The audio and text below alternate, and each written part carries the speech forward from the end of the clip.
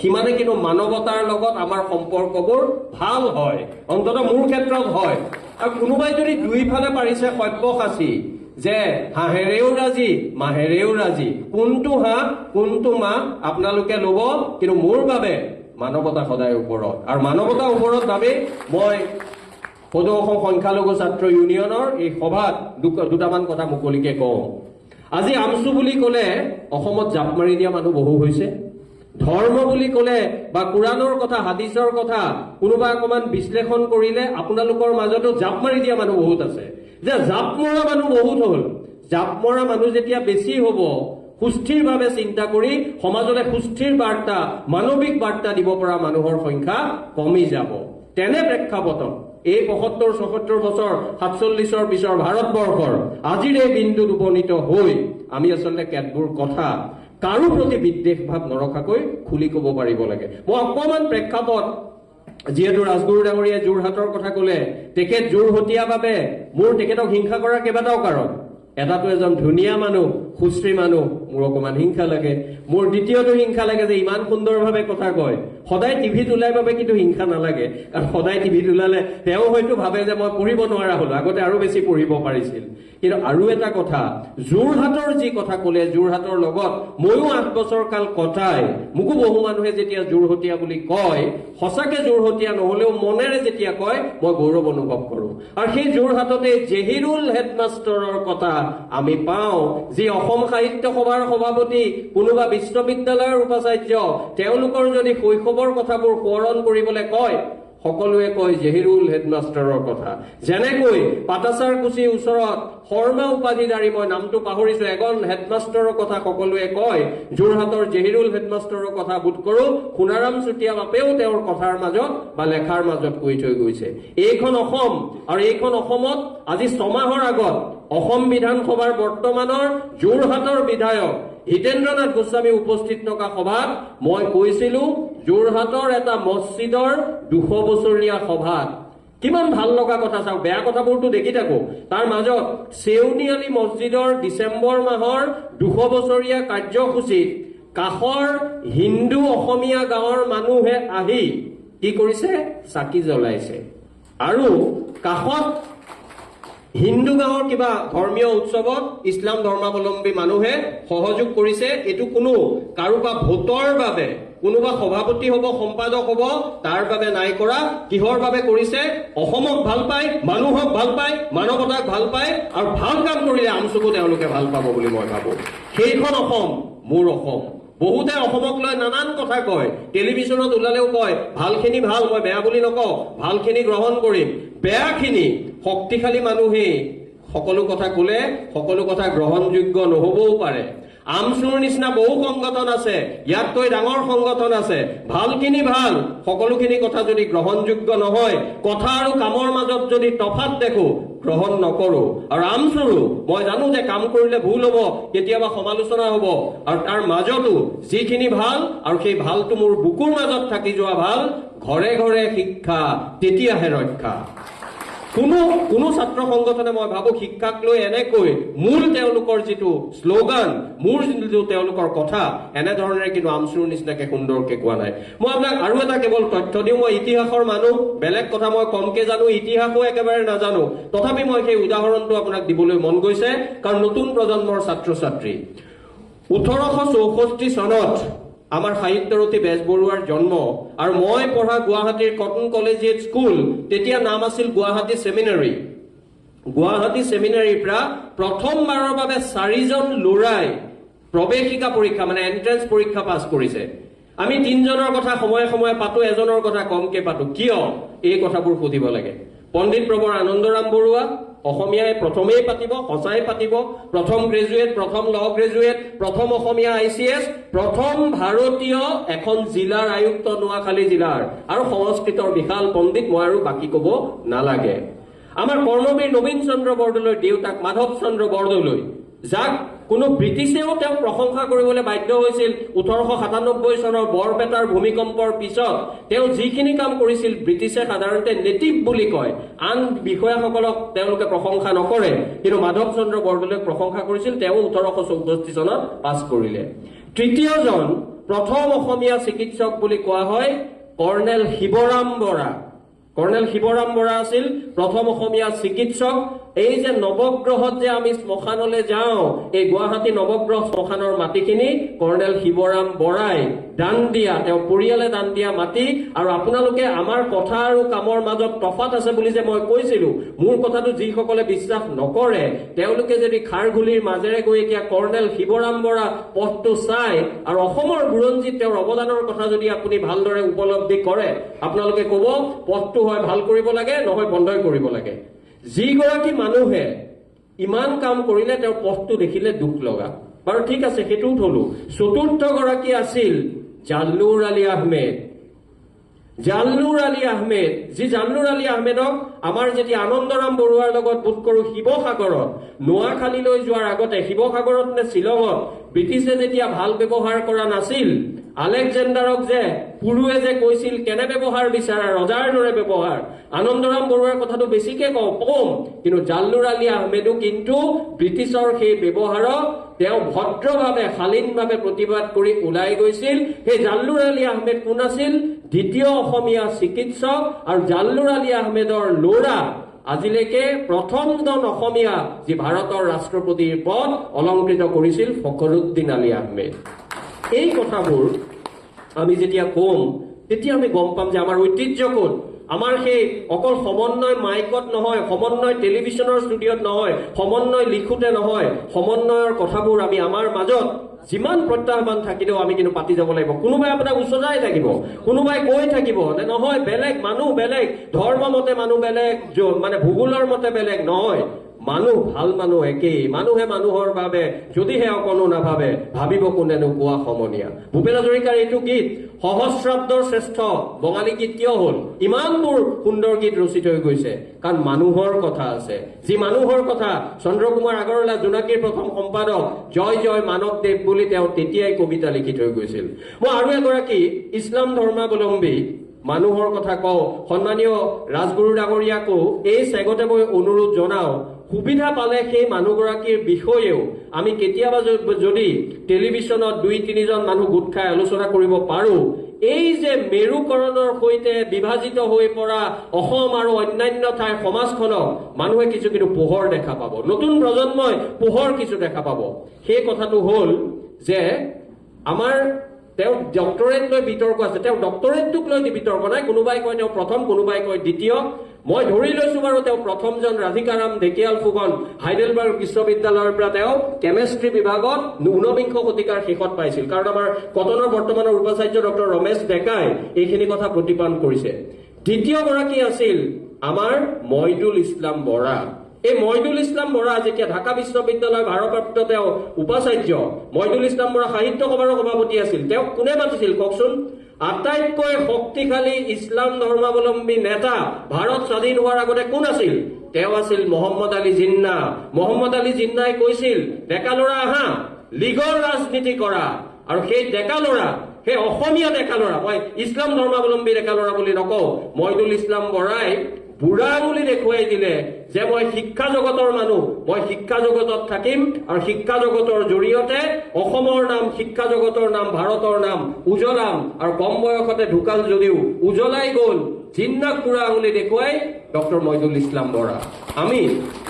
পাহৰি গ'লো সাহিত্য সভাৰ সভাপতিৰ পৰা। এই কথাখিনি মই প্ৰেক্ষাপটটো এইকাৰণে কৈছো কাৰণ ৰাজগুৰু ডাঙৰীয়াই ইমান সুন্দৰভাৱে নিৰ্মাণ কৰি থৈ গৈছে যে প্ৰথম বা দ্বিতীয় তলাটো, ময়ো যদি এটা বা দুটা তলা, আজিকালি কেক বনালেও ঘৰত কাৰোবাৰ বাৰ্থডে ভাল ৰিজাল্টত তোমালোকৰ যেতিয়া কেকবোৰ আনিছিলো এইবোৰ বহুত ওপৰলৈ যায়, গতিকে মই ভাবো আইচিং অন দা কেকটো দি লোৱাটো দৰকাৰ। কিন্তু এতিয়া মই বেলেগখিনি কথা খুব দীঘলীয়া কৰিব নিবিচাৰো। মানে ছাত্ৰ ছাত্ৰীৰ বাবে ইমতিয়াজে যিটো কথা কৈছে, মই দুখৰ এটা কথা কওঁ,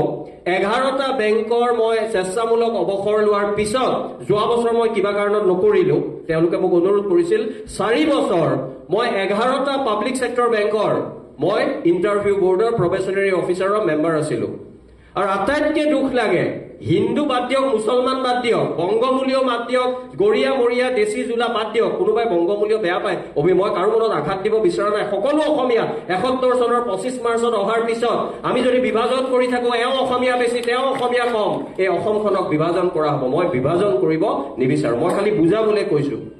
কিন্তু যিয়েই নহওক কিয় আমাৰ ছাত্ৰ ছাত্ৰী অসমীয়া ছাত্ৰ ছাত্ৰী অসমক ভাল পোৱা ছাত্ৰ ছাত্ৰী আমি নাপাওঁ কৰবাত এজন বা দুজন পাওঁ মই নতুন প্ৰজন্মক আহ্বান জনাইছো আৰু এটা কথা ৰাজগুৰু ডাঙৰীয়াই হয়তো জানিব যে প্ৰতি বছৰে ষ্টাফ সিলেকশ্যন কমিশনৰ বহুকেইটা পৰীক্ষা হয় কেন্দ্ৰীয় চৰকাৰৰ তৃতীয় চতুৰ্থ আজিকালি তেওঁলোকে এটা দুটা গেজেটেড পৰীক্ষাও পাতে তাত এইবাৰ চাকৰি ওলাইছে 14,000 নে 15,000 যিটো এছএছচি গ্ৰেজুৱেট লেভেল এক্সামিনেশ্যন বুলি কয় য'ত প্ৰিলিমিনাৰী পৰীক্ষাত প্ৰায় 1 লাখতকৈ বেছি নিৰ্বাচন কৰিব কিন্তু মই লিখি দিম প্ৰিলিমিনাৰী পৰীক্ষা দিয়া অসমীয়া ল'ৰাৰ সংখ্যা হয়তো হেজাৰো নহ'ব শত সীমাবদ্ধ হৈ থাকিব গতিকে আমি পিছত কান্দি থাকো হায়ৈ বিয়ৈ কৰি থাকো আমাৰ চাকৰি নাই কিন্তু এনেধৰণৰ চাকৰিত নিবিচাৰি আমি কেৱল মই হেও প্ৰতিপন্ন নাই কৰা কেৱল এডিআৰই কেৱল টেটৰ চাকৰি কেৱল এচিএছ ভাল চাকৰি আৰু এইকেইটা বস্তু ভাল হৈছে মই সেইকাৰণে কওঁ যে মেৰুকৰণ কৰিছে যদিও চৰকাৰে অন্ততঃ চাকৰি অলপ পৰিষ্কাৰকৰণো কৰিছে মেৰুকৰণক যেনেকৈ মই প্ৰতিবাদ কৰোঁ বিৰোধিতা কৰোঁ চাকৰি ভাল কৰাটোৰ বাবে মই যদি নাম লৈও ক'ব লাগে সন্মানীয় মুখ্যমন্ত্ৰী ডক্টৰ হিমন্ত বিশ্ব শৰ্মাৰ নাম লৈ ক'ব পাৰোঁ যে এইখিনি ভাল এইখিনি বেয়া কাৰণ সেইটো মোক স্বাধিকাৰ ভাৰতীয় সংবিধানে দিছে গতিকে মই কওঁ এই যিবোৰ চেন্ট্ৰেল গভৰ্ণমেণ্টৰ কেন্দ্ৰীয় চৰকাৰৰ বেংকৰ বিভিন্ন চাকৰি আছে সেইবোৰ আচলতে উচ্চতৰ মাধ্যমিকত পঢ়ি থকাৰ পঢ়াৰ আচলতে আমি এতিয়াৰ পৰাই অনুশীলন কৰিব লাগে বাতৰি কাকত আজিকালি নপঢ়ে তোমালোকক কি ক'ম তোমালোকৰ হয়তো কোনোবাই মা দেউতাও নপঢ়ে বাতৰি কাকত নপঢ়ক বাৰু স্প্ৰেডশ্বীটত কিন্তু বাতৰিবোৰ ৰাখিছে নাই বাতৰি আজিকালি কেনেকুৱা হৈছে ক'বলৈ বেয়া তোমালোকো প্ৰাপ্তবয়স্ক হৈছা আজিকালি ফেচবুক বা এয়া মিলিলে এটা সাংঘাতিক জনপ্ৰিয় বিষয় হৈ পৰিছে আমাৰ মানুহবোৰ যে এইবোৰ কথালৈ ইমান আমি আচলতে ভাল পাওঁ চাগে সেইকাৰণে দিয়ে মই জনাই নাছিলো মোৰ কাৰণে এইটো এটা নতুন শিকনি আমাৰ এতিয়া ফেভাৰেট পাছ টাইম পৰকীয়া প্ৰেমৰ ওপৰত মই ভাবো অসমীয়া কোনোবা ভাল দৰ্শকে মই ধেমালি কৰি কৈছো যদিও মই ভাবো PhD কি পোষ্টডক কৰিব পাৰিব কাৰণ ইমান আমি আজিকালি পাওঁ এই পৰকীয়া এইবোৰ কথা তাত হিন্দু মুছলমানৰ কথা না বেলেগ কথাও আহি যায় মই নতুন প্ৰজন্মৰ আগত সেইবোৰ কথা নকওঁ কিন্তু চাওক তাৰ মাজতো ভালখিনি ধানটো কি পতানটো কি আমি বাতৰি কাকতখন পঢ়ো ৰামচন্দ্ৰ গুহৰ কথা ৰাজগুৰু ডাঙৰীয়াই ক'লে আজি ৰামচন্দ্ৰ গুহ বৰ্তমানৰ চৰকাৰখনকো তেওঁ সমালোচনা কৰে তেওঁ কিন্তু বাওঁপন্থী শক্তিকো সমালোচনা কৰে আৰু অসমত এতিয়া এনেকুৱা হৈছে বাওঁপন্থাৰ বিৰুদ্ধে মানে কিছুমান কথাৰ বিৰুদ্ধে ময়ো এখন কিতাপ লিখিছিলো কিন্তু আজিৰ দিনততো এনেকুৱা লাগে যে অন্যান্য বুলি কোৱাতকে কোনোবাই যদি কাৰোবাক বাওঁপন্থী বুলি কয় সেইটো কিন্তু মোৰ কাৰণে এটা ডাঙৰ সন্মান যেন লগা হ'ল কাৰণ এইটো কেতিয়াও কমিউনিষ্ট হোৱাটো বাওঁপন্থী হোৱাটো কেতিয়াবা মানুহৰ কাৰণে এইটো নেতিবাচক কথা হ'ব নোৱাৰে কাৰণ সমাজৰ সাম্যবাদৰ যিবোৰ মূল কথা আছিল যে সমাজৰ সকলো শ্ৰেণীৰ মানুহৰ উত্তৰণ সেই অৱহেলিত বঞ্চিত লাঞ্ছিত লোকৰ তাক লৈ ৰাজনৈতিকভাৱে যি হৈছিল সেই কথাবোৰ য'ত হৈছিল ষ্টেলিনে কৰিছিল মাও জেডুঙে কৰিছিল তাক বিৰোধিতা কৰিম কিন্তু মূল আদৰ্শটো আজিকালি মানুহে নপঢ়ে বাবে মানুহ অন্যান্য কথাত ব্যস্ত হৈ থাকে বাবে নতুন প্ৰজন্ম অন্যান্য কথাত ব্যস্ত হৈ থাকে বাবে আমাক এইবোৰ কথা নকৰে গতিকে মই আজিৰ দিনটোত নতুন প্ৰজন্মৰ প্ৰতি মোৰ আহ্বান এটাই বাতৰি কাকত এখন লওক পাৰিলে এখন ইংৰাজী বাতৰি কাকত লওক আছাম ট্ৰিবিউনে হওক হিন্দুৱে হওক টাইমছ অফ ইণ্ডিয়াই হওক আৰু সেই বাতৰি কাকতখন এতিয়াৰ পৰা 1 ঘণ্টাৰ পৰা 2 ঘণ্টা সময় আপোনালোকে পঢ়িবলৈ বা তোমালোকে পঢ়িবলৈ লোৱা আৰু এটা সময়ত 2 বছৰ যেতিয়া পঢ়িবা তোমালোকে নিজেই সিদ্ধান্ত ল'ব পাৰিবা যে এতিয়া আচলতে মই বেংকৰ পৰীক্ষা দিব লাগে UPSC দিব লাগে নে ACSৰ পৰীক্ষা দিব লাগে নে CDS দিব লাগে নে NDA দিব লাগে নে ষ্টাফ সিলেকশ্যন কমিশ্যন দিব লাগে এই সময়ছোৱাত আমি যদি এই কথাবোৰত মই যিকেইটা নেতিবাচক কথা ক'লো আমাৰ সমাজত দেখা তাক লৈ যদি ব্যস্ত হৈ থাকো তেতিয়াহ'লে কিন্তু আমাৰ সমাজৰ সেই কথাবোৰ আমালৈ মুকলি হৈ নাহিব গতিকে মই আজিৰ এই দিনটোত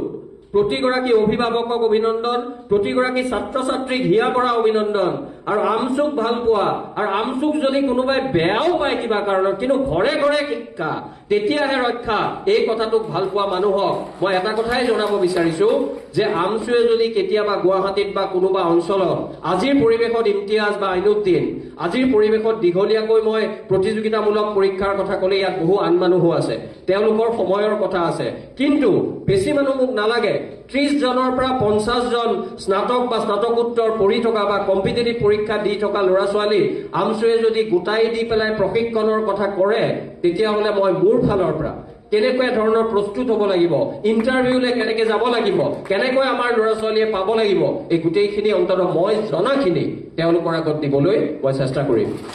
যিহেতু সভাপতি ডাঙৰীয়াই সভাৰো সভাপতি, ইমতিয়াজ মোতকৈ বয়সতহে কম, জ্ঞান প্ৰজ্ঞা বহু দিশৰ পৰা তেওঁলোক অভিজ্ঞ, আইনুদ্দিনে ইমান দিনৰ পৰা কৰিছে, ভূঞা ডাঙৰীয়াই আজি কম বয়সতে জ্যেষ্ঠ অধিবক্তাৰ সন্মান পাইছে। সন্মানীয় খণ্ডকৰ ডাঙৰীয়া আৰু আনসকলেও সমাজৰ বিভিন্ন ক্ষেত্ৰত তেওঁলোকৰ বৰঙণি অৱদান আগবঢ়াই থৈ গৈছে। সকলোৰে কিবা ক'ব লগা আছে, গতিকে মই খুব দীঘলীয়া সময় এতিয়াই ল'ব বিচৰা নাই, কিন্তু এটা কথা শেষত দোহাৰো যে আকাশলৈ চাবলৈ হ'লে ধৰ্ম মানৱতা যদি দুইটা লয় মোৰ আপত্তি নাই, কিন্তু যদি দুইটা ল'লে কোনোবাই যদি ভাবে যে আমি পৰা নাই, তেতিয়াহ'লে ধৰ্ম মই নাস্তিক হ'বলৈ নাই দিয়া, অজ্ঞেয়বাদী হ'বলৈ নাই দিয়া, কিন্তু ধৰ্মক অকণমান নিলগাই থৈ মানৱতাক লগত লৈ, সজাগতাক লগত লৈ, নিজৰ ভৱিষ্যতৰ কথা ভাবি আৰু ড্ৰাগছ বা অন্যান্য ধৰণৰ বৰবিধ যিবোৰ ঘৰে ঘৰে চুবুৰীয়ে গাঁৱে গাঁৱে সোমাইছে, চৰকাৰে বহু কষ্ট কৰিও নিৰ্মূল কৰিব পৰা নাই, সেইখিনি ক্ষেত্ৰতো আমচুৰ দৰে ছাত্ৰ সংগঠনে কাম কৰিব পাৰে আৰু নতুন প্ৰজন্মক এটা ভাল তেওঁলোকক আধাৰ বা ভাল এটা প্লেটফৰ্ম দিব পাৰে। মই তেনে এটা দিনৰ কথা আশা কৰিছো। পুনৰবাৰ নতুন প্ৰজন্মৰ যিসকল ছাত্ৰ ছাত্ৰী তেওঁলোকক অভিনন্দন জনাইছো আৰু অভিনন্দন জনাই শেষত এই বিভীষিকাময় সময়, কিহৰ বিভীষিকা, ছাত্ৰ ছাত্ৰীৰ বাবে বাইক এখন নাপালেও বিভীষিকা যেন লাগে, মোবাইল এটা ভাল নাপালেও বিভীষিকা যেন লাগে। আমাৰ দৰে মানুহক আমি মেৰুকৰণ হলে, মানুহৰ মাজত বিভাজন আনিলে আমাৰ কাৰণে সেইটোও বিভীষিকাৰ বেলেগ চৰিত্ৰ হয়, চৰিত্ৰবোৰ আপোনালোকে কৰিব। কিন্তু মই শেষত কেৱল ভূপেন হাজৰিকাৰ এটা গীতত এই বিভীষিকাৰ কথাটো আছে আৰু সেই গীতটোত নতুন প্ৰজন্মৰ কথা আছে, গতিকে মই সেই নতুন প্ৰজন্মৰ আশাৰ কথাৰে সেই গীতটো এবাৰ ভুলকে বেয়াকে হলেও সাহসেৰে কৈতে তোমালোক বা আপোনালোকৰ চকুলৈ চাই মই গুণগুণাই দিব ওলাইছো। আৰু সেই গীতটো আছিল, ভূপেন হাজৰিকাই কৈছিল, নিৰ্মল প্ৰভা বৰদলৈয়ে লিখিছিল, আপোনকৰ জয়ন্ত হাজৰিকাই সুৰ দিছিল, মই বিচাৰিছো হেজাৰ চকু, মই বিচাৰিছো হেজাৰ চকু, দীপ্ত সূৰ্য শিখা এই ভয়াৱহ যুগ সন্ধি, নাখিবলে বিভীষিকা, মই বিচাৰিছো হেজাৰ ওঠত তীখা তীক্ষ্ণ ভাষা, শীতৰ শেষত ফাগুন অহাৰ যিহে আনিব আশা, পুৱতিৰ দৰে প্ৰতিশ্ৰুতি ধৰা সিঁচি যাব জ্যোতিৰেখা, মই বিচাৰিছো হেজাৰ চকু, দীপ্ত সূৰ্য শিখা এই ভয়াৱহ যুগ সন্ধি, এই ভয়াৱহ যুগ সন্ধি, নাখিবলে বিভীষিকা, নাখিবলে বিভীষিকা। ধন্যবাদ। বিভীষিকা যাওক, সমাজৰ পৰা যাওক, সকলোৰে সন্মুখৰ বাটৰ পৰা যাওক আৰু এটা সুন্দৰ ভৱিষ্যতৰ দিশে ধাৱমান হওক। আৰু য'তেই প্ৰয়োজন হওক সদৌ অসম সংখ্যালঘু ছাত্ৰ ইউনিয়ন, আমছুৱে, আইনুদ্দিন, ইমতিয়াজ, চৰকাৰ, আমাৰ মিন্নাতুল আৰু শুভান্নু দায়ী সকলো সদস্যৰ লগত সেই গতিটো পোন কৰিবলৈ, মসৃণ কৰিবলৈ চেষ্টা কৰক। সেই কামনাৰে পুনৰবাৰ তোমালোকক আৰু আপোনালোকক অভিনন্দন জনাই মই সাধাৰণতে লাইভ নকৰোঁ, আজি বিশেষ এটা কথা আলোচনা কৰিবলৈ লাইভ ভিডিঅ'টো কৰিছোঁ। বিষয়টো যুৱ প্ৰজন্মৰ লগত জড়িত। কিছুমান কথা আলোচনা কৰাটো কিছুমান সময়ত অতি গুৰুত্বপূৰ্ণ হৈ পৰে। বৰ্তমান সময়ত আমি বিগত দিনকেইটাত দেখি আছোঁ যে অসমৰ উচ্চ শিক্ষাৰ প্ৰতিষ্ঠানসমূহত ছাত্ৰ ছাত্ৰীসকলে বাৰে বাৰে প্ৰতিবাদ কৰিব লগা হৈছে। গুৱাহাটী বিশ্ববিদ্যালয়ৰ ছাত্ৰ ছাত্ৰীসকলে ছেমিষ্টাৰ পৰীক্ষাৰ মাজতো প্ৰতিবাদ কৰিব লগা হৈছিল। বিশ্ববিদ্যালয়খনত ইতিমধ্যে ৰেজিষ্ট্ৰাৰ মহোদয়ে কোৱা অনুসৰি বহু টকাৰ 80-90 কোটি টকা ধাৰত চলি আছে। 250 কোটি টকাৰ অতিৰিক্ত সাহায্য দিয়াৰ কথা মুখ্যমন্ত্ৰী মহোদয়ে ঘোষণা কৰিছিল, কিন্তু সেয়া কাগজে কলমে আছে। বিগত দিনবোৰত আচলতে বিশ্ববিদ্যালয়খন চলিব পৰাকৈ যিদৰে ফেকাল্টিৰ প্ৰয়োজন হয়, যিদৰে তাত ইনফ্ৰাষ্ট্ৰাকচাৰৰ প্ৰয়োজন হয়, সেই ইনফ্ৰাষ্ট্ৰাকচাৰৰ অভাৱ। নিজেই সহকাৰী অধ্যাপিকাৰ চাকৰি কৰিছিলোঁ, গতিকে ব্যৱস্থাটো বুজি পাওঁ। NEP ইমপ্লিমেণ্টেশ্যন হোৱাৰ সময়ত কিমান সমস্যাৰ সৃষ্টি হৈছে। একেদৰে আমি শেহতীয়াকৈ দেখিছোঁ কটন বিশ্ববিদ্যালয় এসময়ত কটন কলেজ অসমৰ আচলতে সকলোৰে বাবে আটাইতকৈ আগশাৰীৰ আটাইতকৈ সপোনৰ কলেজখন আছিল সেইখন কলেজক বিশ্ববিদ্যালয়লৈ পৰিৱৰ্তন কৰা হ'ল কিন্তু পৰিৱৰ্তন কৰাৰ সমান্তৰালকৈ কলেজ এখনক বিশ্ববিদ্যালয় কৰিলে যি ইনফ্ৰাষ্ট্ৰাকচাৰ পৰিৱৰ্তন লাগে যিদৰে ফেকাল্টি লাগে ডিপাৰ্টমেণ্টসমূহ যিদৰে সলনি কৰিব লগা হয় সেই গোটেই ব্যৱস্থাটো সলনি নহ'ল ফলত বৰ্তমান আজিৰ সময়ত আমি দেখিছোঁ যে কটন বিশ্ববিদ্যালয় ছাত্ৰ সমাজেও তেওঁলোক প্ৰতিবাদ মুখৰ হৈছে স্নাতকোত্তৰ শ্ৰেণীৰ 23টা বিভাগত নামভৰ্তি নহ'ব বুলি আমি জানিবলৈ পাইছোঁ গতিকে হাৰ্ভাৰ্ডৰ পৰ্যায়লৈ কটন বিশ্ববিদ্যালয়ক নিব বুলি মুখ্যমন্ত্ৰী মহোদয়ে ঘোষণা কৰিছিল কিন্তু শেহতীয়াকৈ আমি দেখিছোঁ যে 23টা বিভাগ কটন বিশ্ববিদ্যালয়ৰ বন্ধ হোৱাৰ উপক্ৰম হৈছে যিটো অতি ভয় লগা কথা আমি দেখিছোঁ আমি সকলোৱে হয়তো এটা কথা উপলব্ধি কৰোঁ যে আমাৰ যিটো প্ৰাথমিক বা শিক্ষাখণ্ড আছে স্কুল পৰ্যায়ৰ শিক্ষা ব্যৱস্থা সেই শিক্ষা ব্যৱস্থাটো বহু আগতেই প্ৰাইভেটমুখী হৈছে প্ৰাইভেটাইজেশ্যনৰ দিশে গৈছে উদাহৰণটো মই দিলে হয়তো আপোনালোকে বুজি পাব যে আমাৰ যেতিয়া ল'ৰা ছোৱালী এজনক গাঁৱতেই হওক টাউনততো আৰু বেছি গাঁৱৰ অঞ্চলতো আপুনি যেতিয়া ক'ব যে ক'ত দিব ওচৰতে থকা চৰকাৰী স্কুলখনত নে অলপ দূৰৈত কষ্ট কৰি দিব লগা দুপইচা বেছিকৈ দিব লগা প্ৰাইভেট স্কুলখনত বেছি সংখ্যক মানুহে চৰকাৰী স্কুলখনত নিদি প্ৰাইভেট স্কুলখনত দিবলৈ বিচাৰে তাৰমানে ক'ৰবাত চৰকাৰী শিক্ষা ব্যৱস্থাটোৰ পৰা মানুহৰ বিশ্বাস উঠিছে আৰু প্ৰাইভেটাইজেশ্যনৰ ফালে মন মেলিছে ৰাজহুৱা শিক্ষাখণ্ডৰ প্ৰতি তেওঁলোক আশাগত হৈছে আৰু ভাবিছে যে প্ৰাইভেটত দিলেহে ল'ৰা ছোৱালীয়ে ভাল শিক্ষা পাব অথচ স্কুলসমূহত যেতিয়া আমাৰ শিক্ষক থাকে বহুত শিক্ষা তেওঁলোকৰ আচলতে BEd লাগে তেওঁলোকে টেট উত্তীৰ্ণ হ'ব লাগে যথেষ্ট কষ্ট কৰি তেওঁলোকে আচলতে সেই পৰ্যায়টো শিক্ষকতা কৰিবলৈ চাকৰিটো পায় একে সময়তে প্ৰাইভেটত আমি নিজেও যথেষ্ট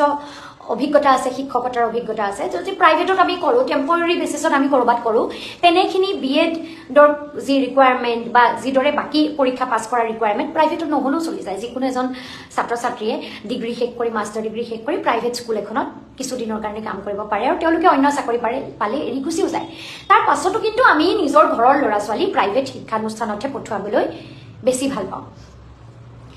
সেই যিটো চিন্তা সেই চিন্তাটো কিন্তু উচ্চ শিক্ষাৰ ব্যৱস্থাটোত এতিয়ালৈকে অহা নাই মানে আমি স্কুল ক'ত পঢ়ুৱাম বেছি সংখ্যক মানুহৰে উত্তৰ প্ৰাইভেট হৈ যায় একে সময়তে যদি প্ৰশ্নটো অলপ বেলেগ হয় যে কলেজখন ক'ত পঢ়িবলৈ দিব বিশ্ববিদ্যালয় ক'ত দিব তেতিয়া কিন্তু মানুহে বিশ্ববিদ্যালয়খন প্ৰাইভেট বিশ্ববিদ্যালয়ত দিবলৈ ভাল নাপায় তেওঁলোকে ক'ব যে আমি গুৱাহাটী বিশ্ববিদ্যালয়ত দিম আমি কটন বিশ্ববিদ্যালয়ত দিম আমি ডিব্ৰুগড় বা তেজপুৰ বিশ্ববিদ্যালয়ত দিম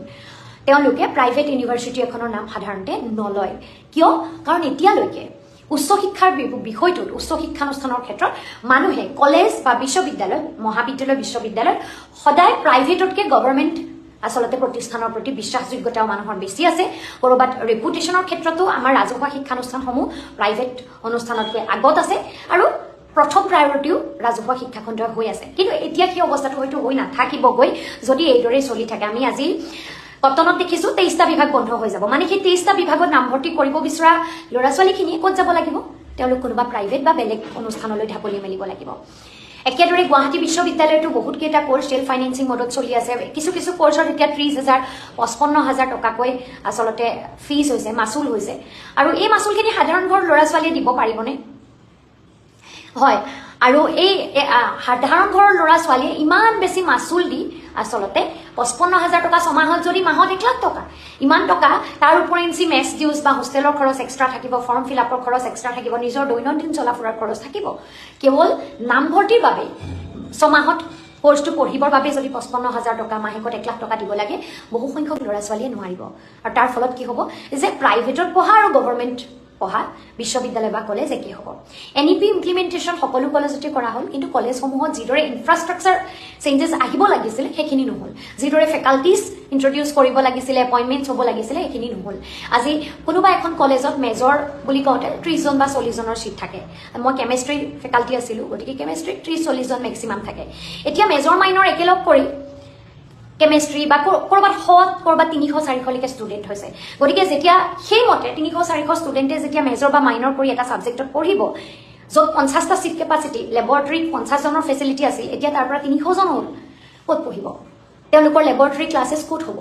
পৰীক্ষাবোৰ কেনেদৰে কণ্ডাক্ট কৰা যাব এখন মহাবিদ্যালয়ত যেতিয়া এখন বিশ্ববিদ্যালয়ত যেতিয়া বহুত ষ্টুডেণ্ট আহি যাব তেতিয়া সেইখিনি ষ্টুডেণ্টৰ অনুপাতে শিক্ষকৰ সংখ্যা কমি গ'লে কেনেদৰে ছিষ্টেমটো বেলেঞ্চ হ'ব এই কথাবোৰ যদি আমি এতিয়া আলোচনা নকৰোঁ সময়বোৰ বহুত দেৰি হ'ব আমাৰ ৰাজহুৱা উচ্চ শিক্ষাৰ ব্যৱস্থাটো আচলতে মৃত্যুমুখী দিশে গৈ আছে শিক্ষা মই প্ৰাথমিক শিক্ষা বা স্কুলীয়া পৰ্যায়ৰ শিক্ষাৰ কথা কৈছোঁৱে যে ইতিমধ্যে প্ৰাইভেটাইজেশ্যনৰ ফালে গ'লেই মানুহৰ ধাউতিটো প্ৰাইভেটৰ প্ৰতি বেছি হ'লেই বাচি আছে উচ্চ শিক্ষাৰ প্ৰতিষ্ঠান এই উচ্চ শিক্ষাৰ প্ৰতিষ্ঠানৰ ক্ষেত্ৰতো আমাৰ হেমাহিবোৰ যদি আমি এতিয়াও কৰি থাকোঁ কথাবোৰ গুৰুত্ব সহকাৰে নলওঁ এনেদৰে হ'ব গুৱাহাটী বিশ্ববিদ্যালয়ত কি হ'ল যেতিয়া FYIMP কোৰ্চ ইন্ট্ৰডিউচ কৰা হ'ল তেতিয়া কি হ'ল প্ৰায় ৩,০০০ মান ষ্টুডেণ্ট বেছি হৈ গ'ল এই ৩,০৩৫ ষ্টুডেণ্ট বেছি হৈ যোৱাৰ লগে লগে এখন কলেজত যিমান ষ্টুডেণ্ট সিমানেই ষ্টুডেণ্ট বেছি হ'ল এইখিনি ষ্টুডেণ্টক পঢ়ুৱাবলৈ সেইদৰে আমাক ফেকাল্টিও লাগিছিল সেইদৰে আমাক বেলেগ বেলেগ ডিপাৰ্টমেণ্টৰ আচলতে ফেচিলিটিজ লাগিছিল ইনফ্ৰাষ্ট্ৰাকচাৰ লাগিছিল ক্লাছৰুম লাগিছিল নাই হোৱা বিভিন্ন ক্ষেত্ৰত আপুনি যিকোনো শিক্ষানুষ্ঠান চাওক আজি একেটাই অৱস্থা ক'ৰবাত শিক্ষকৰ অভাৱ ফেকাল্টিৰ অভাৱ ক'ৰবাত ষ্টাফৰ অভাৱ ক'ৰবাত ক্লাছ হ'বলৈ ক্লাছৰুমৰ অভাৱ ইনফ্ৰাষ্ট্ৰাকচাৰৰ অভাৱ গতিকে এইদৰেই চলি আছে একে সময়তে অন্য এটা বিষয় মই ক'ব বিচাৰিছোঁ এমপ্লয়মেণ্ট জেনেৰেশ্যন আজি অসম এখন আমি কৃষি প্ৰধান ৰাজ্য আমি যদি এমপ্লয়মেণ্টৰ কথাও ক'বলৈ যাওঁ আমাৰ এমপ্লয়মেণ্ট জেনেৰেশ্যন হ'ব লাগিব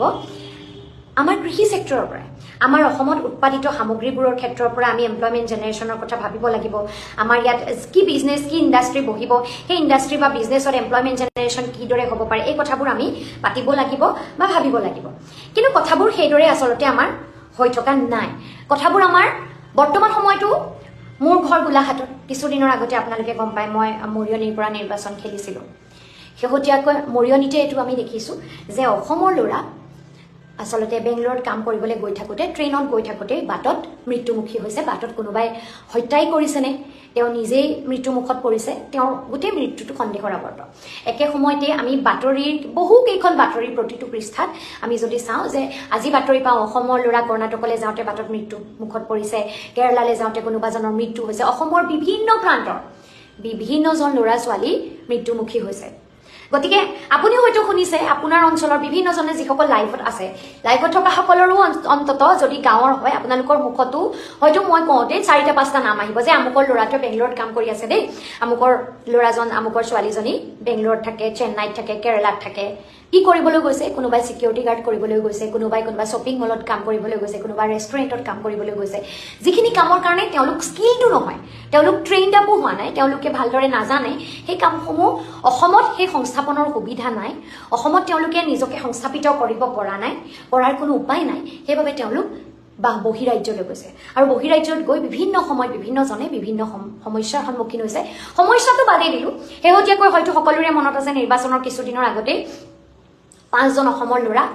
এটা ৰুমত মৃত্যু হৈ থকা অৱস্থা আমি দেখিবলৈ পাইছিলোঁ মিচিং সম্প্ৰদায়ৰ আছিল হয়তো ল'ৰাকেইজন তেওঁলোক মৃত্যু হৈছিল গতিকে বাহিৰত যোৱাৰ পাছত তেওঁলোকৰ সিকিউৰিটিৰ দায়িত্ব তেওঁলোকৰ আচলতে জীৱনৰ সুৰক্ষাৰ দায়িত্ব এইটো আপোনালোকৰ আমি কোনে লয় এই দায়িত্ববোৰ লওঁতা কোনো নাই আমাৰ ল'ৰাবোৰ বাৰে বাৰে গৈ বাহিৰত গৈ তেওঁলোকে কেতিয়াবা খেদা খায় তেওঁলোকে অপমানিত হয় তেওঁলোকে বিভিন্ন দিশত তেওঁলোকৰ কষ্ট হয় গতিকে এই কথাবোৰ আমি পাতিব লাগিব মই কিছু মন্তব্য চাবলৈ চেষ্টা কৰিছোঁ এজনে কৈছে বিদ্যালয় বুলিলে একাংশ অভিভাৱকে ব্যক্তিগত খণ্ডৰ বিদ্যালয়ত সন্তানক পঢ়ুৱাবলৈ মন মেলে বিপৰীতে বিশ্ববিদ্যালয়ৰ কথা আহিলে তেওঁলোকে ব্যক্তিগত খণ্ডৰ বিশ্ববিদ্যালয়ক অস্বীকাৰ কৰে এই একদম আপুনি যিটো কথা কৈছে এই কথাটোৱে মই কৈছিলোঁ যে অভিভাৱকসকলৰ এই আচহুৱা ধাৰণাটো আচলতে ক'ৰবাত আমাৰ সৃষ্টি কৰি দিয়া গ'ল যে বিদ্যালয়ৰ ক্ষেত্ৰত আমি প্ৰাইভেটত পঢ়াম কাৰণ প্ৰাইভেটত ভাল শিক্ষক পায় কিন্তু আপুনি যদি ভাবি চাই ভাল শিক্ষক যিসকলে টেট উত্তীৰ্ণ যিসকলে BEd কৰিছে যিসকলৰ মাৰ্ক যথেষ্ট বেছি সেইসকল আমাৰ ৰাজহুৱা খণ্ডতে আছে কিন্তু কিয় আমি অভিভাৱকসকলে দিবলৈ নিবিচাৰে চালে দেখিম যে আমাৰ ৰাজহুৱা শিক্ষা ব্যৱস্থাত চৰকাৰী শিক্ষা ব্যৱস্থাত কি হৈছে শিক্ষকসকল ক্লাছৰুমত কম আঁচনিৰ হিচাপ লৈ বাহিৰত বেছি থাকিব লগা হয় বহু সময়ত মোবাইলত এপ চলোৱা বিভিন্ন ফটো আপলোড কৰা সপ্তাহে প্ৰতি বিভিন্ন উৎসৱ আচলতে অনুষ্ঠিত কৰা নেটৱৰ্ক যিহেতু আমাৰ বিভিন্ন ঠাইত নাপায় আমাৰ গাঁওসমূহত মই গোলাঘাট যোৰহাট লখিমপুৰ ধেমাজি ডিব্ৰুগড় বহু ঠাই গৈছোঁ বেছি অঞ্চলতে গাঁওসমূহত নেটৱৰ্কৰ সমস্যা অতি বেছি আৰু এনে নেটৱৰ্কত যেতিয়া যিকোনো এজন শিক্ষকে কেৱল ফটো আপলোড কৰিব লাগিব এটেণ্ডেঞ্চ ল'ব লাগিব সপ্তাহে ইটোৰ পাছত সিটো ফেষ্টিভেল পাতি ফটো দিব লাগিব তেওঁলোকৰ নেটৱৰ্ক পালেও নাপালেও তেওঁলোকতো দিবলৈ বাধ্য গতিকে এই গোটেই প্ৰচেছটোত তেওঁলোকে ক্লাছ কৰা সময়টোৱে গৈ থাকে তেওঁলোকে বিভিন্ন চৰকাৰী আঁচনিৰ কাম বিভিন্ন কিবা কিবি ইটো সিটোত লাগি থাকোঁতে শিক্ষাদান কৰিবলৈ সময়টো নাপায়গৈ বহু হায়াৰ ছেকেণ্ডেৰী আছে য'ত বিজ্ঞান শিক্ষক অভাৱ আছে মই নিজে কেমেষ্ট্ৰিত পঢ়িছোঁ মই নিজে গেষ্ট ফেকাল্টি হিচাপে এইদৰে আচলতে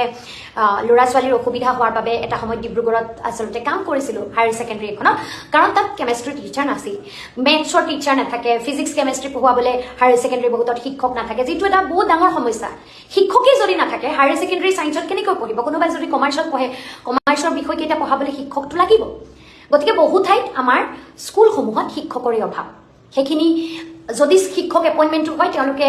কৰবাত আঁচনিৰ হিচাপ পিএমঅ আৱাস যোজনাৰ ঘৰ ক'ত বনিলে বেলেগ কি আঁচনি হ'ল উৎসৱ পতা কিবা কিবি কামত লাগি থাকোঁতে শিক্ষাদান কৰিবলৈ নাপায় গতিকে এই বিষয়বোৰত আমি গুৰুত্ব দিব লাগিব কিন্তু একে সময়তে আপুনি যিটো কথা ক'লে যে ব্যক্তিগত খণ্ডৰ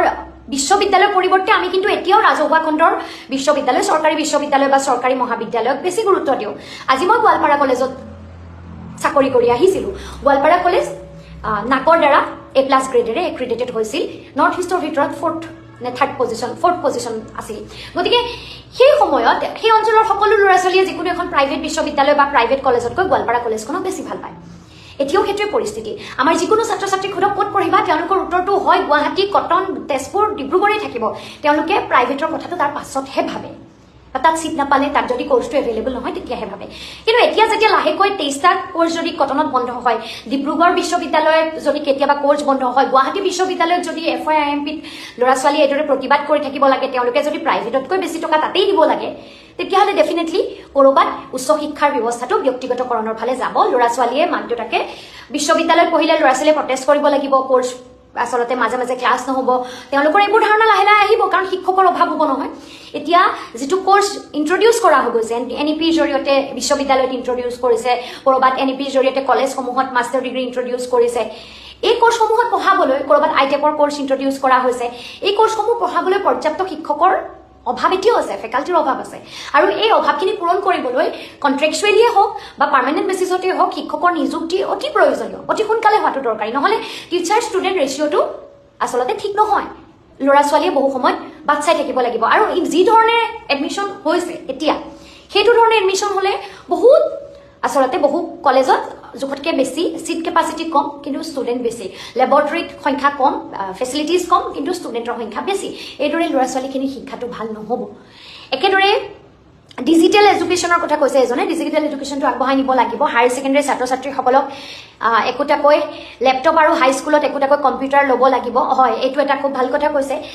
বৰ্তমান সময়ত আমি চাইনা বা বিভিন্ন দেশৰ যদি শিক্ষা ব্যৱস্থাৰ কথা কওঁ একদম স্কুলীয়া পৰ্যায়ৰ পৰা কোডিঙৰ কথা আৰ্টিফিচিয়েল ইণ্টেলিজেন্সৰ কথা লাহে লাহে শিকাবলৈ ধৰিছে ডিজিটেলি কেনেকৈ তেওঁলোক আগবাঢ়ি যাব প্ৰত্যেকটো বস্তু আমাৰ ইয়াত কি হৈছে ফৰ্ম ফিল আপৰ সময়তে আমি কলেজত দেখোঁ যে ছাত্ৰ ছাত্ৰী এজনে হায়াৰ ছেকেণ্ডেৰী পাছ কৰাৰ পিছত যেতিয়া ডিগ্ৰী কোৰ্চ এটাত এডমিশ্যন ল'ব খোজে তেওঁলোকে নিজৰ ফৰ্ম ফিল আপটো নিজে কৰিব নোৱাৰে কোনোবা কম্পিউটাৰ চেণ্টাৰত কৰিব লাগে কিয় কাৰণ তেওঁলোকে নিজে লেপটপ এটা কিনিবও নোৱাৰে তেওঁলোকে নিজে মোবাইলটো চলালেও বাকী যিখিনি আনুষংগিক কথা সেইখিনি কথা শিকা নহয় গতিকে এইটো এটা খুব গুৰুত্বপূৰ্ণ প্ৰসংগ আপুনি উল্লেখ কৰিলে আমি ভাল পালোঁ আৰু এই কথাবোৰৰ ওপৰত আমি আচলতে আলোচনা কৰিব বিচাৰিছোঁ যে শিক্ষা ব্যৱস্থাটোত আমি কি পৰিৱৰ্তন আনিব লাগিব ৰাজেন শইকীয়াই এইটো মন্তব্য দিছে এইটো মই খুব আপুনি কোৱা মন্তব্যটো গুৰুত্ব সহকাৰে লৈছোঁ আৰু হয় এজনে কৈছে যে কলেজ এখন বিশ্ববিদ্যালয় চৌহদ বনালে বিশ্ববিদ্যালয় মানদণ্ড হৈ নাযায় গতিকে সকলো ফালৰ পৰা হৈছে নে নাই একদম খুব দৰকাৰী কথা কলেজ এখন তৎক্ষণাতে চাৰ্টিফিকেট বা কাগজে কলমে বিশ্ববিদ্যালয় বুলি নামটো পিছফালে বিশ্ববিদ্যালয় লিখি দিলে কলেজ এখন বিশ্ববিদ্যালয় হৈ নাযায় যাব নোৱাৰে কাগজে কলমে যাব কামেৰে যাব নোৱাৰে কাৰণ কলেজ এখনৰ ইনফ্ৰাষ্ট্ৰাকচাৰ বিশ্ববিদ্যালয়ৰ ইনফ্ৰাষ্ট্ৰাকচাৰৰ মাজত বহুত বেছি পাৰ্থক্য থাকে বিশ্ববিদ্যালয় হোৱাৰ লগে লগে ষ্টুডেণ্টৰ সংখ্যা বাঢ়িব তাত বিভিন্ন ফেচিলিটিজ ইন্ট্ৰডিউচ কৰিব লাগিব কাইলৈ ক'ৰবাত তাত ৰিচাৰ্চৰ ফেচিলিটি আহিব লাগিব ফেকাল্টি সেইদৰে থাকিব লাগিব এই গোটেই কথাবোৰ আনুষংগিকভাৱে চেঞ্জেছ আহিব লাগিব সেইদৰে পঢ়ুৱাব পৰা মানুহ লাগিব এতিয়া আমাৰ কি হৈছে কলেজসমূহ বিশ্ববিদ্যালয় কৰি দিয়া হৈছে প্ৰতিখন জিলাতে একোখনকৈ বিশ্ববিদ্যালয় কৰিব বুলি কৈছে কিন্তু এক্সিষ্টিং যিখিনি বিশ্ববিদ্যালয় হৈ গ'ল যেতিয়া এখন কলেজ অট'নমাছ কৰি দিয়ে ফাইনেন্সিয়েলিও কলেজখন অট'নমাছ হৈ যায় মানে বহুখিনি ফাইনেন্সিয়েল চেক্টৰ কলেজখনে নিজে মেনেজ কৰিব লাগে পৰীক্ষা পাতিব লাগে এনেধৰণৰ কামবিলাকতো আছে কিন্তু ফাইনেন্সিয়েল গোটেই চিটুৱেশ্যনটো যেতিয়া তেওঁলোকে নিজে চম্ভালিবলগীয়া হয় বহু সময় তেওঁলোকৰ অসুবিধা হয় এইটো ফাইনেন্সিয়েলি ইণ্ডিপেণ্ডেণ্ট হৈ যোৱা কথাটোৱে আচলতে কলেজখনে ক'ৰ পৰা পইচাটো উঠাব আল্টিমেটলি ষ্টুডেণ্টৰ পৰা পইচা উঠাবলৈ তেওঁলোক বাধ্য এডমিশ্যন ফিজ হাই কৰিবলৈ বাধ্য কোৰ্চ ফিজ হাই কৰিবলৈ বাধ্য এই গোটেই প্ৰচেছবোৰ আচলতে চেঞ্জেছ হয় গতিকে কলেজ এখন যেতিয়া বিশ্ববিদ্যালয় কৰিব বিশ্ববিদ্যালয় কৰিবলৈ কলেজখনত ইনফ্ৰাষ্ট্ৰাকচাৰ কি চেঞ্জেছ লাগিব ফেকাল্টিজ কিদৰে ইন্ট্ৰডিউচ হ'ব লাগিব আমি আজি PhD কৰিছোঁ PhD কৰিবলৈ আমাৰ বিশ্ববিদ্যালয়ত পৰ্যাপ্ত ফেকাল্টি আছিল যিসকলৰ আণ্ডাৰত আমি PhD কৰিলোঁ কোনোবাই প্ৰজেক্ট কৰিলে এতিয়া যিটো মই ডিগ্ৰী কোৰ্চৰ কথাই কওঁ 4 ইয়াৰ্ছ যিটো ডিগ্ৰী কোৰ্চ FYUGP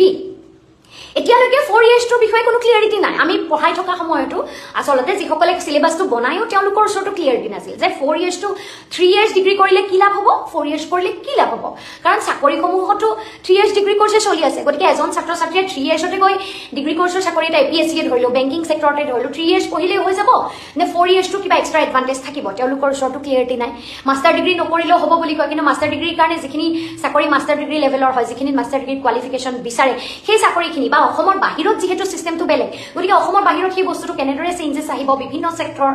বিভিন্ন আচলতে অনুষ্ঠান প্ৰতিষ্ঠানবিলাকে চাকৰিসমূহৰ ক্ষেত্ৰত সেই বস্তুবোৰ কেনেদৰে একচেপ্ট কৰি ল'ব পাৰ্থক্যটো কি হ'ব সেইখিনি কথা আলোচনা ক্লিয়াৰিটি কাৰো নাছিল এতিয়াও ক্লিয়াৰিটি নাই একে সময়তে এতিয়া 4 ইয়াৰ্ছ কোৰ্চটোক লৈ কি হ'ব মানে 4 নম্বৰ বছৰটো শেষৰ কেইটা দুটা সেমিষ্টাৰ কিবা হ'বনে কিবা নহ'ব আচলতে কেনেদৰে হ'ব এই বস্তুবোৰক লৈ এতিয়াও ছাত্ৰ ছাত্ৰী সন্দিহান মই নিজেও বিভিন্নজন ছাত্ৰ ছাত্ৰীৰ এই বিষয়বোৰক লৈ মেছেজ পাইছোঁ যে বাইদেউ আপুনি এইটো কলেজত কৰিছিলে গতিকে এই বিষয়টো কি হ'ব এই বিষয়টোৰ উত্তৰ আচলতে চিলেবাছ বনাই থকা সকলো ক্লিয়াৰ নহয় কাৰণ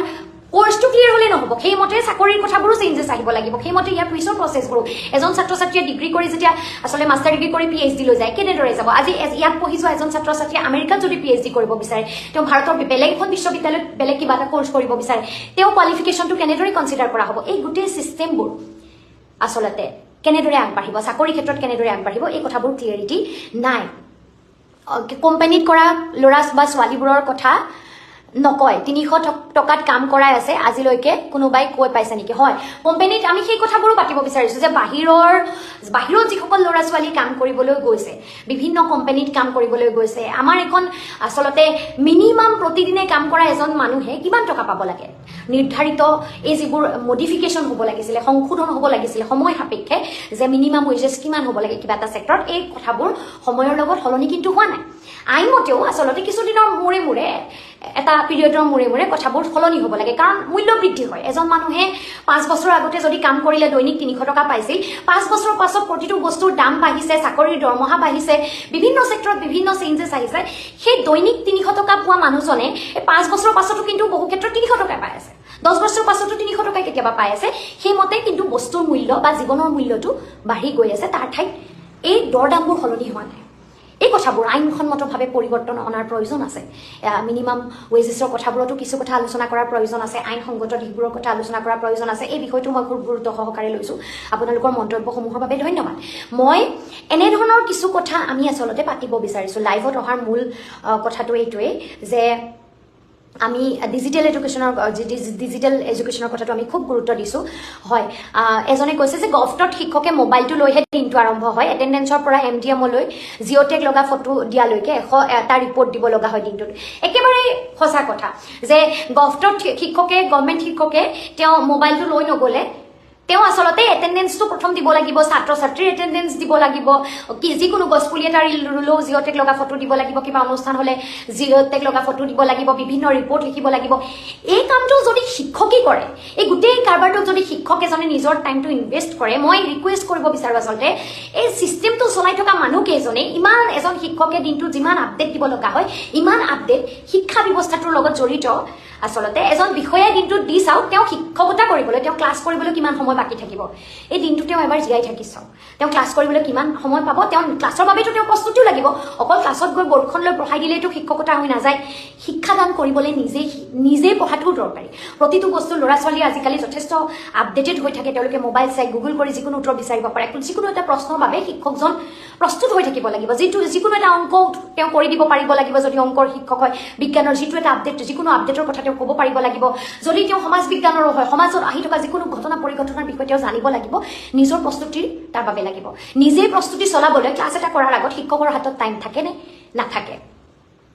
কোনোবা এজনে মন্তব্য কৰিছে চাকৰি গ'ল ন চাকৰি যোৱা নাই চাকৰি স্ব ইচ্ছাৰে তাক ত্যাগ কৰি আহিছোঁ এই যিখিনি কথা এতিয়া মই কৈছোঁ এই কথাখিনি চাকৰি কৰি থাকিলে মই ক'ব নোৱাৰিলোহেঁতেন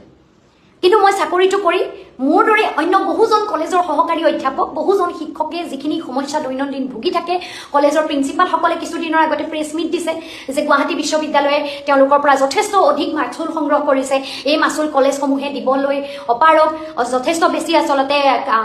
তেওঁলোকে মাচুল দিব লগা হৈ আছে ৰিনিউৱেলৰ কাৰণে আনকি বিশ্ববিদ্যালয়ৰ অধীনৰ পৰা বেলেগ এখন বিশ্ববিদ্যালয় বেলেগ এখনলৈও যদি তেওঁলোকে যাব বিচাৰে তেতিয়াও তেওঁলোকে যথেষ্ট বেছি মাচুল দিব লাগে বুলি কিছুদিনৰ আগতে গুৱাহাটী বিশ্ববিদ্যালয় প্ৰসংগত কলেজৰ অধ্যক্ষসকলে আচলতে মাত মাতিছিলে একেধৰণে প্ৰাথমিক শিক্ষা সন্মিলনীয় শিক্ষকসকলৰ যিটো আচলতে ক্লাছ পাতি বেলেগ কিবা কিবি লাগি থাকিব লগা হয় এই বিষয়বস্তুবোৰক লৈ মাত মাতিছে আৰু এই কথাবোৰ ক'বৰ কাৰণে আমি চিষ্টেমটোৰ পৰা ওলাই অহাটো বেছি দৰকাৰী বুলি ভাবিলোঁ যিটো বিভিন্নজনে কয় চাকৰিটো গ'ল নহয় চাকৰিটো এৰিছোঁ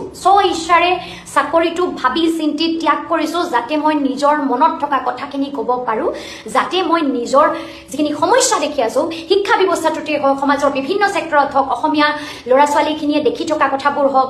গোটেই বিষয়বস্তুবোৰত অসমীয়া ল'ৰা ছোৱালীবোৰে যুৱ প্ৰজন্মই বিচৰা কথাবোৰ আমাৰ ল'ৰা ছোৱালীবোৰ বহিৰাজ্যত গৈ আচলতে কৰ্মৰ সন্ধানত যি হাৰাশাস্তি খাব লগা হৈছে দৈনন্দিন উবেৰ চলোৱা অটো চলোৱা বেটাৰী ৰিক্সা চলোৱা দৈনন্দিন আচলতে মেজিক চলোৱা ল'ৰা ছোৱালীবোৰৰ যিবোৰ সমস্যা দৈনিক বজাৰখনত বহিবলৈ যোৱা ল'ৰা ছোৱালীৰ যিখিনি সমস্যা ৰেষ্টুৰেণ্ট খুলিব বিচৰা ছুইগি জমেট'ত কাম কৰিব বিচৰা বিভিন্ন কোম্পানীত কাম কৰা বিভিন্ন চাকৰিত কাম কৰা যুৱ প্ৰজন্মৰ মনত থকা সমস্যাবোৰৰ কথা ক'ব বিচাৰোঁ ক'বলৈ ওলাই আহিছোঁ চাকৰিটো গতিকে স্বইচ্ছাৰে ত্যাগ কৰি আহিছোঁ আৰু নিজেই ত্যাগ কৰা চাকৰিটোৰ কথা ঠাট্টা কৰিলে আপুনি মোক একো তললৈ নমাব নোৱাৰে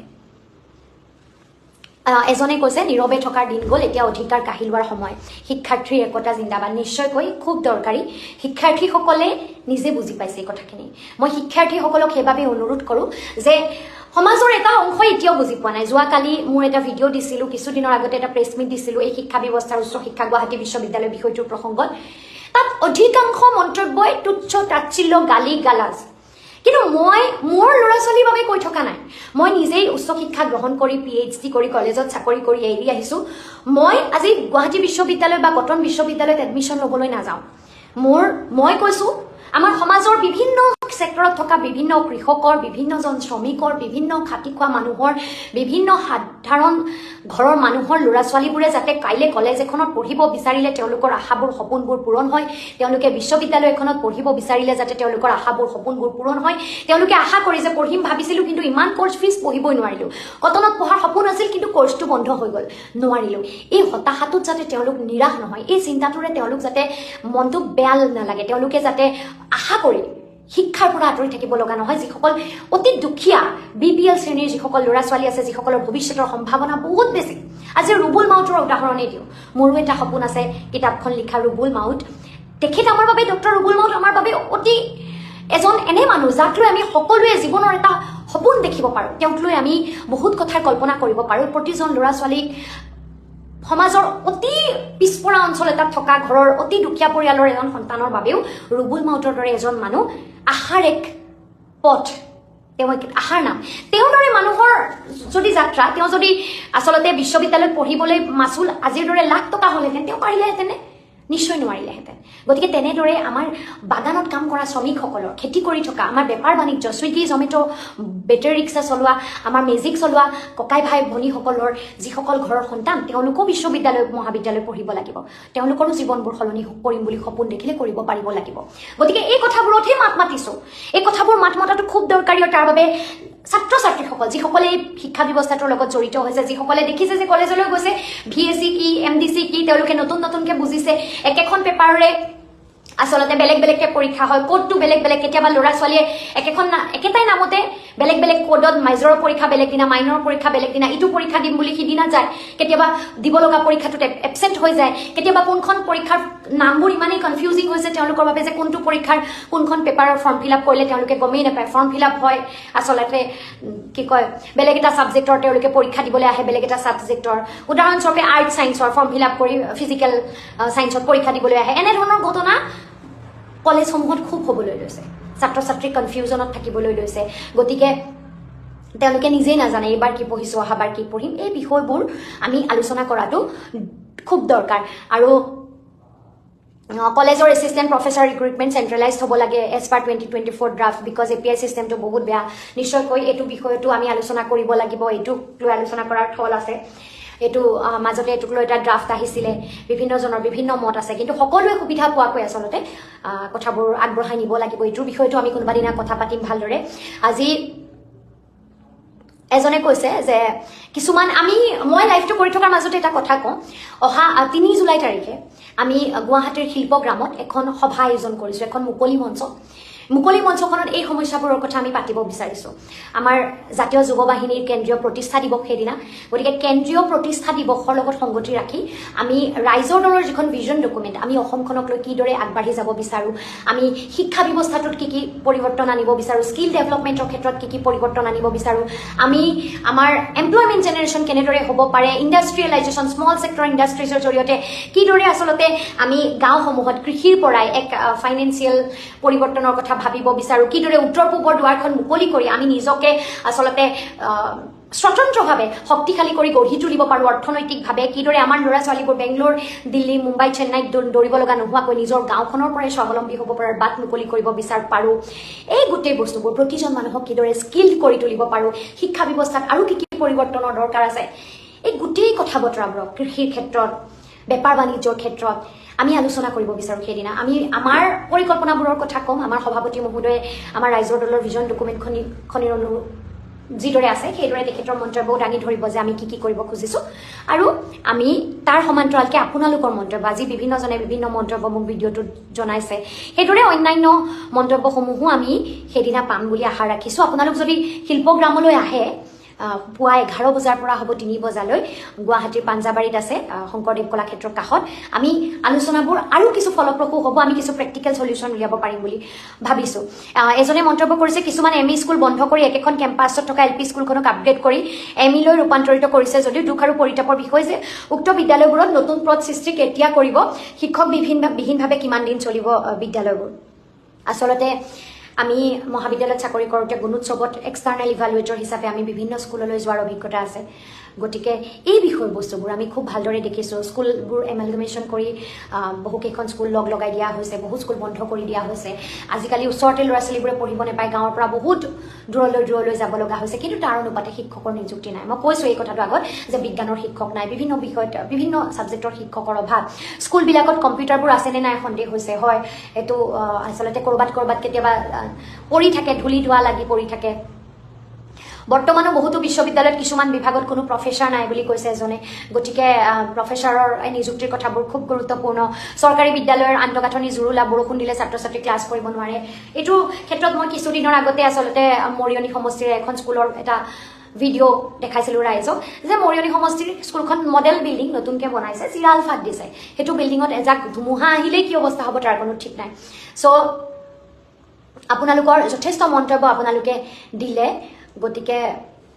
এজনে লিখিছে সময়ৰ গতিৰ চন্দায়িত লহৰত পৰিৱৰ্তন স্বাভাৱিক, কিন্তু এই পৰিৱৰ্তনে শিক্ষা ব্যৱস্থাৰ প্ৰতি বিষাদহে সৃষ্টি কৰিছে নেকি? আমাৰ নগাঁও কলেজ বা কটন কলেজ বুলিলে যি গাম্ভীৰ্য আছিল এতিয়া বিশ্ববিদ্যালয় হ'ল, কি ক'ব? হয়, প্ৰাঞ্জল বৰদলৈ কৈছে নগাঁও জামুগুৰি নগাঁও কলেজ বা কটন কলেজ, এটা নামটোতে আচলতে এক সন্মান, এক মৰ্যাদা জড়িত হৈ থাকে। কটনৰ ক্ষেত্ৰত আমি কি হৈছে, কলেজৰ পৰা বিশ্ববিদ্যালয় কৰাৰ পাছত আচলতে কলেজখনৰ যি মৰ্যাদা আছিলে, গৰিমা আছিলে, সেয়া অক্ষুণ্ণ ৰখাৰ ক্ষেত্ৰত বহু সময় শেহতীয়াকৈ আমাৰ দেখিছোঁ যে 23টা বিভাগে বন্ধ হোৱাৰ উপক্ৰম হৈছে। ছাত্ৰ ছাত্ৰীসকলে কালি ছাত্ৰ দুজন এই বিষয়ত প্ৰেছ মিট দিয়া পৰ্যন্ত আমি দেখিবলৈ পাইছোঁ। গতিকে ছাত্ৰ সমাজে মাত মাতিছে, তেওঁলোকে প্ৰতিবাদী কাৰ্যসূচী লৈছে। এই বিষয়টো খুব দুখ লগা বিষয়। অসমৰ কটনৰ দৰে এখন গৰিমামণ্ডিত কলেজ আজি বিশ্ববিদ্যালয় পৰ্যায় পোৱাৰ পাছত কটনতে এয়া হৈছে।